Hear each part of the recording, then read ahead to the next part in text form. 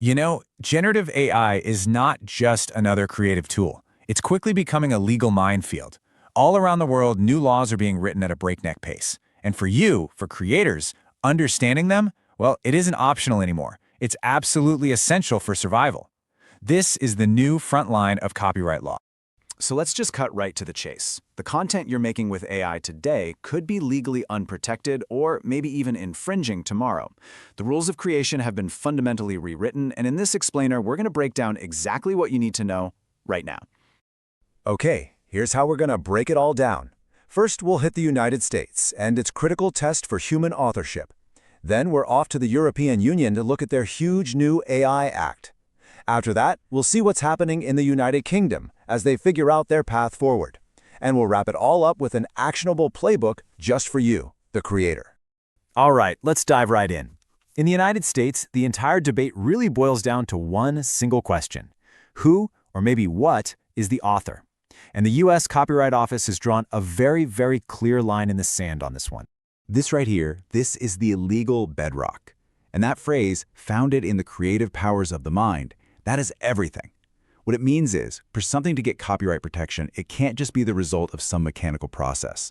A human being has to be guiding the creative expression. And here it is, stated in the plainest possible terms, directly from the people in charge. This isn't a suggestion, it's the core rule. An AI cannot be an author under U.S. law. So the crucial point, the takeaway for you, is that the human using the AI has to prove they're more than just a button pusher. Now this is where it gets really interesting, because we can see how this abstract idea plays out in the real world. On the left, with Rose Enigma, the artist fed their own drawing into the AI. So the final picture was a clear evolution of their original human-made work. The Copyright Office said, yep, that's enough control. But on the right, with Surrealist, the artist used a photo and just told the AI to copy Van Gogh's style. The ruling? Not enough creative control. You see the difference? The artist was just giving instructions, not really embedding their own unique creativity into the final piece. Okay, so let's hop over to Europe. The EU isn't just focused on who the author is. They've passed the AI Act. This is a massive, sweeping piece of legislation that governs the entire AI ecosystem, and it has some very direct consequences for creators.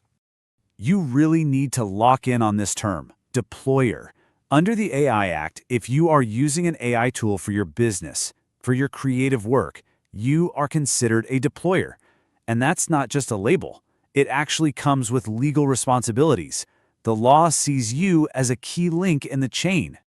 Now, what the AI Act also does is it puts some serious obligations on the companies that actually make these AI tools.